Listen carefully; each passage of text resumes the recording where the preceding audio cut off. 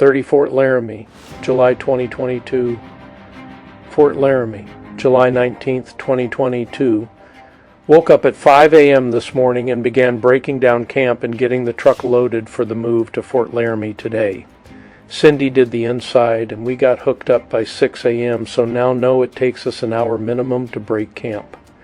With trailer attached, set up the GPS for the journey, not trusting the big GPS. I also brought the trip up on the Road Trippers app. Glad that I did because our Garmin GPS would have had us drive over 50 miles further than needed. So I need to figure out what I am doing wrong with the Garmin so I can trust the routes it gives. The drive up was nice because of the cool morning temps and light traffic. Could tell when we got into Wyoming as the roadways were in good shape. The roads throughout Colorado were in terrible shape. Arrived in Fort Laramie around 10 a.m. after stopping in Torrington for garlic sausage and other groceries that Cindy thought we might need, plus fueling the truck, which was an adventure. Small campground here in Fort Laramie with 10 sites, but they could use someone to do some exterior maintenance as the place is overgrown with weeds and such. The place is called the Chuckwagon RV Park. Linda got in around noon and set up as well. We had some of that wonderful garlic sausage for breakfast and it was yummy. Called Gayleen to see what she has heard about how Debbie is doing and she said should have a doctor report tomorrow. Was able to get a hold of Sheila and Brenda as they are in town to be with you Bob as he passes. Went out to dinner with them and chatted, enjoyed the time completely. Missed Roxy as she had to get back home to her family and work. Hard time for the ladies, as it is so darn hard losing a parent. We are doing the fort tomorrow, and when done, we'll check in with them to see how things are going. July 20th, 2022. Well, today was our touristy day, which included going to the old fort, the bridge over the Platte River, the cemetery to check out Mom and Dad's headstone, the Oregon Trail Ruts, and Register Cliff. The fort does not open until 9 a.m., which unfortunately means that it has warmed up quite a bit by the time you are able to go visit. Cindy and Linda were able to get their stamps and their passport books, as well as stickers. We also bought our obligatory stamp, or rather sticker, for the slide. I still feel that Fort Laramie is the best preserved historical fort that we have ever been to. The fort was actually a lot calmer than normal with the heat, or possibly the cost of fuel. Not as many people are out doing this type of thing. Was able to get quite a few pictures of the old fort, as well as enjoyed walking around and seeing the way that each of the buildings that they allow you to go into, as well as looking through the windows, has so many well set up rooms with period items set up within them. From full dining room setups on the tables to fully outfitted bedrooms. Fort Laramie National Historic Site for 56 years, the epic story of America's western expansion, played out on a grand scale at a place in eastern Wyoming where the Laramie and North Platte rivers meet. Here Indians, trappers, traders, missionaries, immigrants, gold seekers, soldiers, cowboys, and homesteaders would each leave their mark on a place that would become famous in the annals of the American West. That place was Fort Laramie. The first Fort Laramie, officially named Fort William, was constructed here in 1834. This small cottonwood stockaded fort was established to capitalize on the lucrative buffalo roam trade with the Northern Plains Indian tribes. In 1841, the deteriorating old log fort was replaced by a new, larger adobe structure named Fort John. Fort John was destined to become an important way station for thousands of immigrants who traveled the Oregon, California, and Mormon pioneer trails, seeking the promise of gold, land, and religious freedom. Fort John was purchased by the United States government in 1849 for $4,000. Officially named Fort Laramie, the fort grew to become the largest and most important military post on the northern plains. Fort Laramie witnessed rapid advances in communications technology as stage lines, the Pony Express, and the Transcontinental Telegraph passed through there successively. Fort Laramie hosted several treaty negotiations with Native American tribes, the most famous of which were the Horse Creek Treaty of 1851 and the still controversial 1868 Treaty of Fort Laramie. Fort Laramie served as a base of military operations against the native peoples of the Great Plains The tribes fought desperately to defend their homeland against further incursions by an ever-expanding nation. As the Indian Wars came to a close, Fort Laramie's importance diminished. The old post was abandoned and sold at public auction in 1890, slowly deteriorating over the next 48 years. It nearly succumbed to the ravages of time. Preservation of the site was ensured in 1938 when Fort Laramie became part of the National Park System.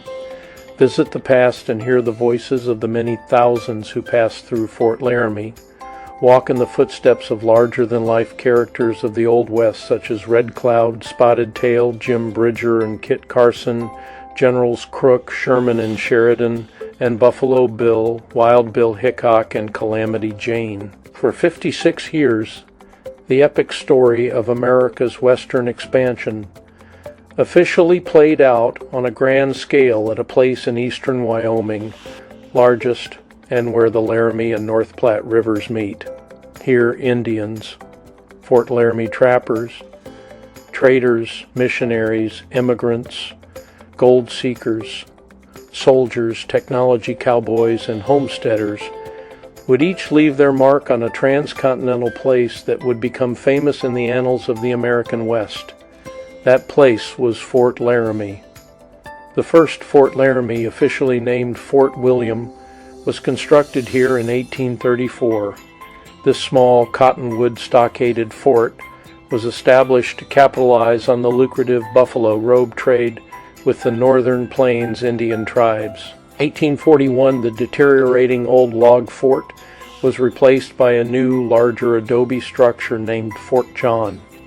Fort John was destined to become an important way station for thousands of immigrants who traveled the Oregon, California, and Mormon pioneer trails seeking the promise of land, gold, and religious freedom. Fort John was purchased by the United States government in 1849 for $4,000.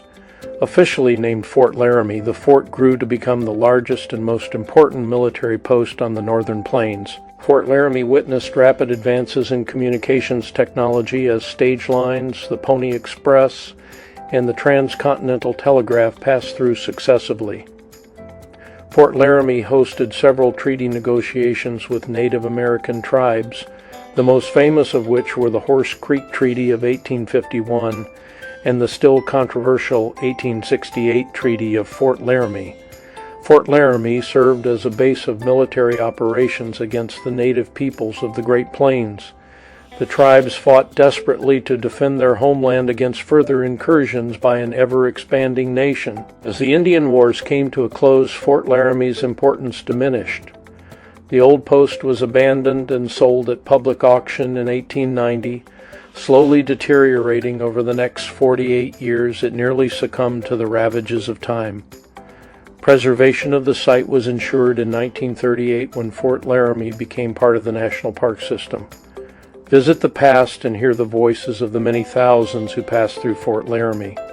Walk in the footsteps of larger-than-life characters of the Old West such as Red Cloud, Spotted Tail, Jim Bridger and Kit Carson, Generals Crook, Sherman and Sheridan, and Buffalo Bill, Wild Bill Hickok, and Calamity Jane. See Fort Laramie. Truly, the crossroads of a nation moving west. Fort Laramie National Historical Site, located only 1.5 hours north of Cheyenne.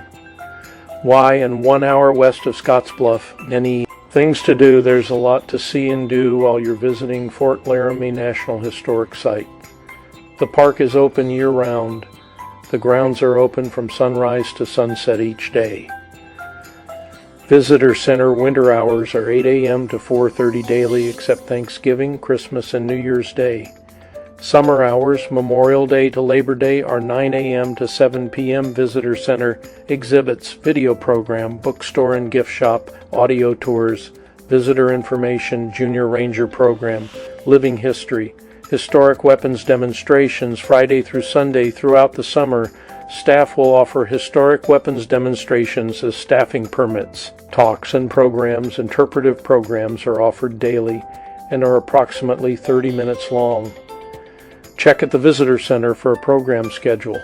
Self-guided audio tours are available year-round. Cindy and Linda did not do extremely well with the heat, so we had to stop at most of the shaded areas so that they could cool down. It was in the mid-90s, so rather warm, but it is summertime. Also got a lot of pictures of the old iron bridge that was actually built back in the mid-1800s. We were all fascinated with him, and the Platte River was flowing rather high right now, guessing that they are trying to fill McConaughey Reservoir further east of here for irrigation purposes. After finishing our tour of the old Fort Laramie, we also stopped at the cemetery on the way to the old fort and located Mom and Dad's headstones, took a picture of it, and sent it to Larry so he could share it with Dad. We stopped at the Rigs for lunch and to cool down a little bit prior to going out to see the Ruts as well as Register Cliff. Had a chance to talk with Gayleen and found out that they're going to take Debbie off of the ventilator and allow her to pass peacefully. So now the big question is what and how to deal with Debbie's remains, as the children of hers are showing no interest in having anything to do with it. We'll find out at some point what Gayleen, Larry, and Dad come up with. After getting back to the Rigs here at the RV park, we went over to the little cafe that is tied in with the RV park and had lunch. For a hometown restaurant, they actually had fairly reasonable prices. The food was decent, but definitely not a five-star restaurant. After having eaten our lunch, we loaded up in Linda's Jeep and headed out to the Register Cliff area to take pics and check that out, followed by the Oregon Trail Ruts, all of which are located just outside of Guernsey, Wyoming. Neat places, but it is amazing how much destruction of Register Cliff has happened since I was a kid, with morons putting their names on the cliff and wiping out the historical signatures that used to be there. One had to search rather hard to find an actual signature of folks that went through there and put their name on it in the 1800s. The Oregon Trail Ruts had also, over the last 40 years since I had been there, eroded out to the point where you almost couldn't tell that they were from wagons, but not just a path leading through the rocks. Also, while we were in Guernsey, we checked out the city park, which allows RV parking, which looks like a decent place to stay, but imagine with all the standing water, as well as the golf course, that the mosquitoes are probably pretty bad there. Also checked out Guernsey State Park and found out that you had to pay to just drive around it, so we did not do that. We didn't see any reason to pay to drive around that, when the lake has been completely drained, as well as their pricing structure is asinine. Came back to the trailers and cooled down and watched movies until 6 p.m., at which time we went into Torrington and met up with Brenda and Sheila for supper. Seems Uncle Bob is resting peacefully and has a private room now, so that the girls and Pat are able to all be in the room now with Uncle Bob. Had supper at a place called 307 Diner, which had decent food again, as well as adult beverages to go with dinner. Brenda and Sheila's cousin Lene was there, whom I have not seen since she was about 12 years old. Had a good dinner and enjoyed chatting with the girls again, so I will need to remember these good times of getting to see them. On our way to Torrington for dinner, Linda was not paying attention to the speed limit signs and got pulled over by the chief of police of Fort Laramie, and fortunately he was very kind to her and only gave her a warning, verbal at that. After dinner in Torrington, we returned to the trailer and I took Chloe out for her final piddle of the evening, and then it was off to bed to get ready for another day. July 21st, 2022 began our day with breakfast at the little cafe here at Chuckwagon RV Park. Was able to get a hold of Joyce and set up to go visit tomorrow morning. While at breakfast, got Sheila's notification that you Bob had passed this morning at about 9 or so. After breakfast, ran down to the fort so Linda could purchase the large passport books for her and Diane. Got a hold of Joe and Missy and let them know about you Bob and Sister Debbie. Was also able to let Larry and Dad know. Linda needed fuel in her Jeep while we were out, so ran down to Lingle to take care of that. Returned to the park and resting and enjoying the AC. So we got the name and directions of where to meet Sheila and Brenda in Scotts Bluff for dinner. Made the drive there and ordered some beer, appetizers, and had a good time just reminiscing about the past. They both seemed to be doing well after Uncle Bob's passing this morning. Brenda's good friend Michelle and her husband Chris were there, so we got in a few laughs, said our goodbyes, and headed home. Arrived back at the trailer at around 11:30 p.m. and went to bed.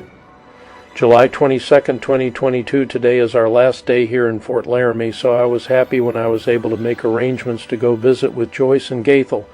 Went over to their place at 10 and got the privilege of meeting their son Travis for the very first time. He has recently left the Army and is enjoying time with his folks before he chases down a new job. He is an entomologist as well as having been a captain in the Army, so was a very interesting individual to visit with. Joyce was her usual fun-loving personality, but she is definitely very vocal about her political viewpoints, quite entertaining. Gaethel is still his quiet, soft-spoken but reasoned conversationalist and looks good, but most definitely is showing his age. They had to leave at noon to get their old pup put down, so we said our goodbyes and came back to the trailer. Got this memoir caught up and will relax till evening, when I will empty holding tanks and fill the fresh water to be ready to hook up in the morning and head for Fort Robinson.